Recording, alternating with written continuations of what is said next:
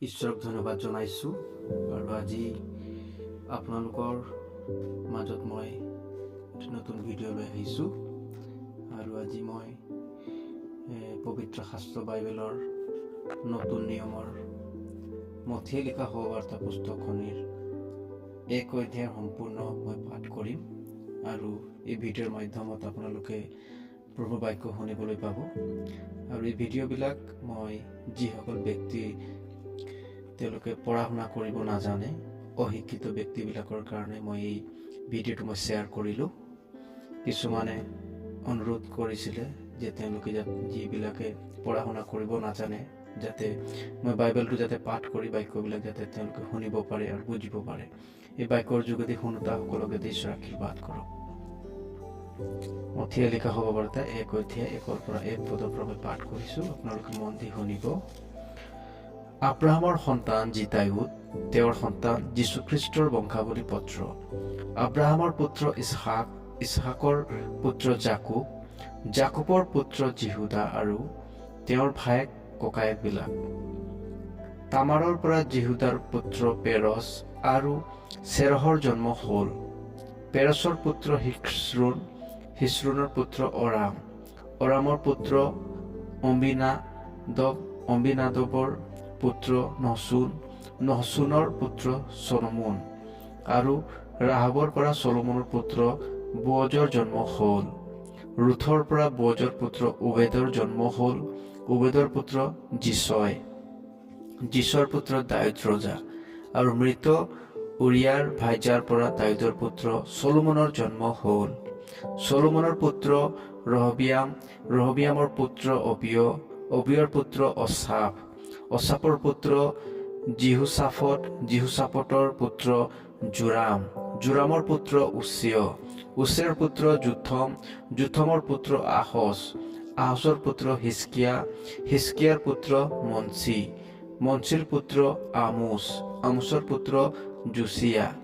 আৰু বাবিললৈ নিয়াৰ কালত জোচিয়াৰ সন্তান জেখনিয়া আৰু তেওঁৰ ভাইবিলাকৰ জন্ম হ'ল।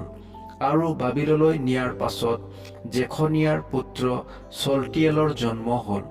চলটিয়েলৰ পুত্ৰ জৰুবাবিল, জৰুবাবিলৰ পুত্ৰ অবিহুদ, অবিহুদৰ পুত্ৰ ইলিয়াকিম, ইলিয়াকিমৰ পুত্ৰ অচুৰ, অচুৰৰ পুত্ৰ চাদুক, চাদুকৰ পুত্ৰ আখিম, আখিমৰ পুত্ৰ ইলিহদ, ইলিহদৰ পুত্ৰ ইলিয়াছৰ, ইলিয়াছৰৰ পুত্ৰ মন্থন, মন্থনৰ পুত্ৰ জাকুব, জাকুবৰ পুত্ৰ জোচেফ, তেওঁ মৰিয়মৰ স্বামী আৰু যিজনা খ্ৰীষ্ট বোলে সেই যীশুৰ এই মৰিয়মৰ পৰা জন্ম হ'ল।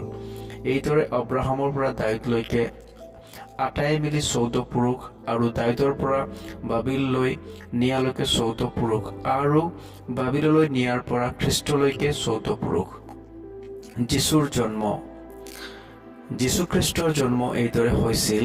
তেওঁৰ মাক মৰিয়মক যোচেফলৈ বাগদান কৰা ফলত তেওঁলোকৰ একলগ হোৱাৰ পূৰ্বেই তেওঁক পবিত্ৰ আত্মাৰ পৰা গৰ্ভৱতী হোৱা পালে। তাতে তেওঁৰ স্বামী যোচেফ এজন ধাৰ্মিক লোক হোৱাত তেওঁক ৰাজ্যৰ আগত নিন্দাৰ পাত্ৰ কৰিবলৈ ইচ্ছা নকৰি গুপুতে ত্যাগ কৰিবলৈ মন কৰিলে। কিন্তু চোৱা তেওঁ এইবোৰ কথা চিন্তা কৰোঁতেই প্ৰভুৰ দূত এজনে তেওঁক সপোনত দৰ্শন দি ক'লে, হে দাউদৰ সন্তান যোচেফ, তোমাৰ ভাৰ্যা মৰিয়মক গ্ৰহণ কৰিবলৈ ভয় নকৰিবা, কিয়নো তেওঁৰ গৰ্ভ পবিত্ৰ আত্মাৰ পৰা হৈছে। তেওঁ এটি পুত্ৰ প্ৰসৱ কৰিব আৰু তুমি তেওঁৰ নাম যীশু থবা, কাৰণ তেওঁৱেই নিজৰ লোকক তেওঁবিলাকৰ পাপবোৰৰ পৰা ত্ৰাণ কৰিব। প্ৰভুৱে যি বচন ভাৱবাদীৰ দ্বাৰাই কোৱাইছিল বোলে, চোৱা সেই কন্যাই গৰ্ভৱতী হৈ পুত্ৰ প্ৰসৱ কৰিব আৰু লোকে তেওঁৰ নাম ইম্মানুৱেল থব। এই নামৰ অৰ্থ আমাৰ লগত ঈশ্বৰ। সেই বচন সিদ্ধ হ'বলৈ এই সকলো ঘটিল। পাছে যোচেফ টোপনিৰ পৰা উঠি প্ৰভুৰ দূতে তেওঁক আজ্ঞা দিয়াৰ দৰে কৰি নিজৰ ভাৰ্যাক গ্ৰহণ কৰিলে। কিন্তু পুত্ৰ প্ৰসৱ নকৰালৈকে তেওঁৰ পৰিচয় নহ'ল। পাছে তেওঁ সেই পুত্ৰৰ নাম যীশু থলে। ঈশ্বৰৰ পবিত্ৰ বাক্য শুনাৰ লগে লগে আপোনাৰ সকলোকে যাতে ঈশ্বৰে আশীৰ্বাদ কৰক। আমেন।